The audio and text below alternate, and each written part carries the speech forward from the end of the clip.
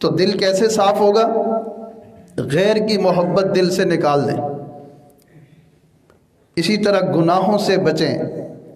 کبیرہ گناہ تو ہونا نہیں چاہیے، اور اگر صغیرہ انجانے میں ہو جاتا ہے تو صبح و شام کا جو استغفار بتایا اس کو اہتمام سے کریں، تاکہ وہ صغیرہ گناہ بھی ختم ہو جائیں اور ان کی جو گرد و غبار اور میل دل پہ آتا ہے وہ بھی باقی نہ رہے۔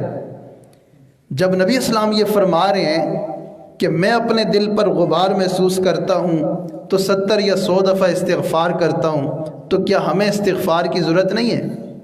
ہمیں تو 24 گھنٹے توبہ استغفار کرنا چاہیے۔ تو استغفار کے ذریعے صغیرہ گناہوں کے میل کو بھی روزانہ دھونا چاہیے۔ سحری میں تہجد میں جب اٹھتے ہیں، تہجد کی نماز پڑھنے کے بعد سب سے پہلے استغفار کی تسبیح کرنی چاہیے، پھر درود پاک کی تسبیح کرنی چاہیے، اس کے بعد پھر دعا مانگیں اور مراقبے میں مشغول ہو جائیں۔ پابندی سے یہ کام کرتے رہیں گے، دن میں گناہوں سے بچنے کا اہتمام رکھیں گے اور وقوف قلبی کا اہتمام رکھیں گے، تو انشاءاللہ یہ من صاف ہونے میں، چمکنے میں، آباد ہونے میں پھر زیادہ دن نہیں لگیں گے۔ چند دنوں میں من کی دنیا سنور جائے گی اور دل کی یہ دنیا بدل جائے گی۔ نگاہوں کی حفاظت کریں۔ یہ راستے ہیں، آنکھوں سے جو دیکھتے ہیں اس کا اثر دل میں جاتا ہے، کانوں سے جو سنتے ہیں اس کا اثر دل میں جاتا ہے، زبان سے جو بولتے ہیں اس کا اثر دل میں جاتا ہے، ہاتھ سے جو پکڑتے ہیں اس کا اثر دل میں جاتا ہے، دماغ سے جو سوچتے ہیں اس کا اثر بھی دل میں جاتا ہے۔ تو برے خیالات سوچنا بھی چھوڑ دیں، سننا بھی چھوڑ دیں، دیکھنا بھی چھوڑ دیں اور آزمانا بھی چھوڑ دیں، تو پھر دیکھیں دل کی دنیا کیسے صاف ہوتی ہے اور کیسے تجلیات منعکس ہوتی ہیں۔ سچی بات یہ کہ ہم خود سنجیدہ نہیں ہوتے، ورنہ من کی اس نعمت کو حاصل کرنا اتنا بھی مشکل اور ناممکن نہیں ہے۔ ہم سنجیدہ ہو جائیں، سچی محنت کریں، اللہ تعالیٰ ہمارے اوپر فضل و کرم کا معاملہ فرمائیں گے اور ہمارے من کی یہ دنیا بھی سنور جائے گی۔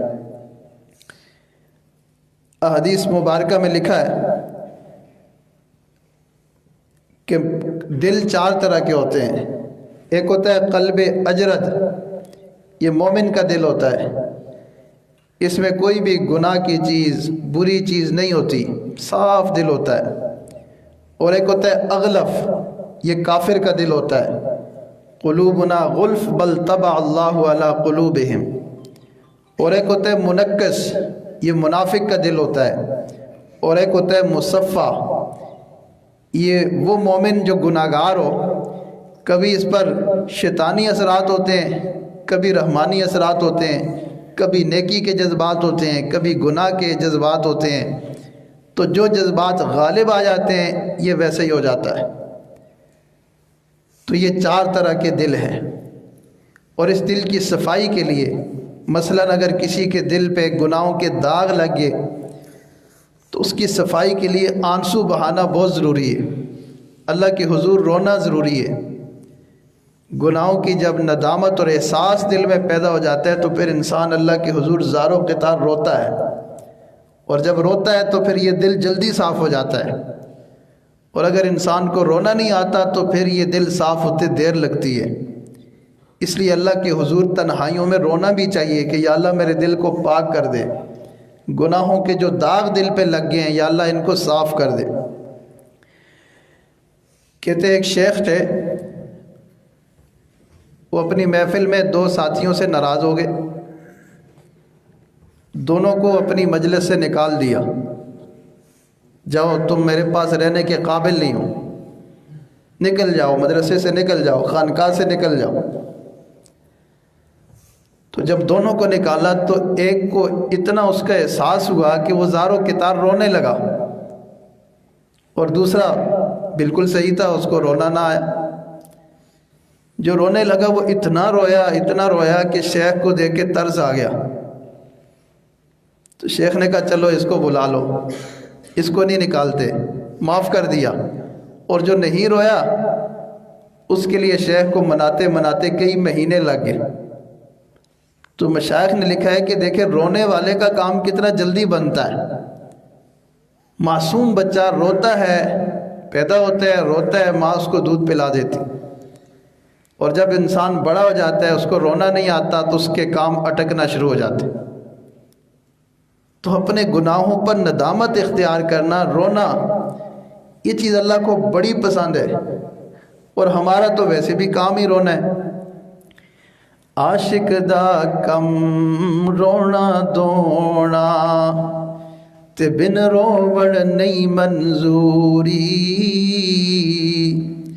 आशिक दा कम रोना धोना ते बिन रोवण नहीं मंजूरी, दिल रोवे चाहे अखियां रोवण विच इश्क दे रोवण ज़रूरी, ते आज़म इश्क विच रोना पैंदा भावें वसल होवे भावें दूरी, कई ते रोंदे दीद दी खातिर ते कई रोंदे विच हुजूरी। मुब्तदी भी रो रहा होता है, किसके लिए? दीद के लिए, वसल के लिए, और मुंतही भी रो रहा होता है, क्योंकि वो हुजूरी की कैफियत में होता है। लेकिन आशिक का काम रोना धोना, आशिक दा कम रोना धोना ते बिन रोवण नहीं मंजूरी। जब हमारे दिलों में गुनाहों के दाग लगे हैं, गुनाहों का मैल है, दिल गंदे हो चुके हैं, तो क्या बग़ैर रोए वैसे ही हमें ये नेमत मिल जाएगी?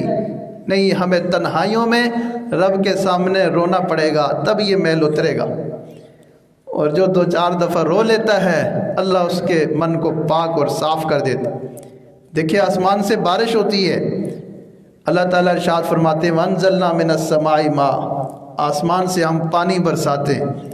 क्यों बरसाते हैं? दुनिया वाले तो समझते हैं खेती उगाने के लिए अल्लाह ने बारिश बरसाई, ये बात भी सही है, ज़मीन को सैराब करने के लिए, आबाद करने के लिए।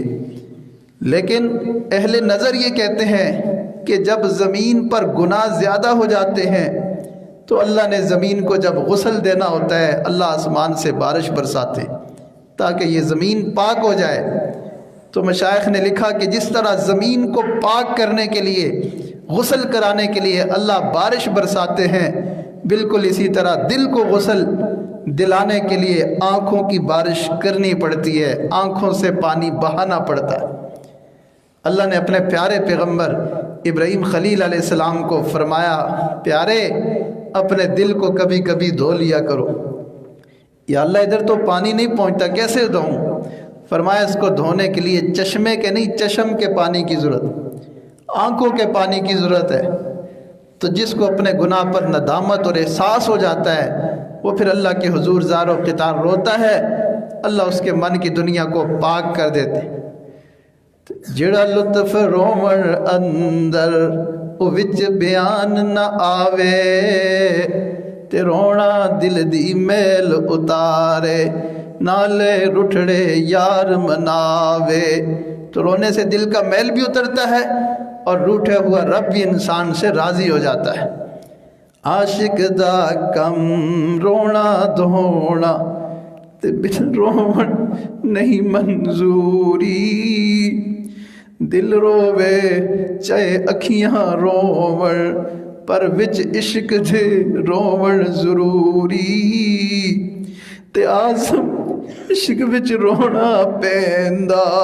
वो कैसा आशिक है जिसको अल्लाह के इश्क में रोना नहीं आता? ते आज़म इश्क विच रोना पैंदा, भावें वसल होवे भावें दूरी, कई ते रोंदे दीद दी खातिर ते कई रोंदे विच हुजूरी। आशिक दा कम रोना धोना बिन रोवण नहीं मंजूरी, बिन रोवण नहीं मंजूरी, बिन रोवण नहीं मंजूरी, बिन रोवण नहीं मंजूरी, بن روون نہیں منظوری آزم عشق وچ رونا پیندا فقیر عشق وچ رونا پیندا عاشق دا کھم رونا دونا تے بن روون نہیں منظوری جڑا لطف رومن اندر او وچ بیان نہ آوے تے رونا دل دی میل اتارے نالے رٹھڑے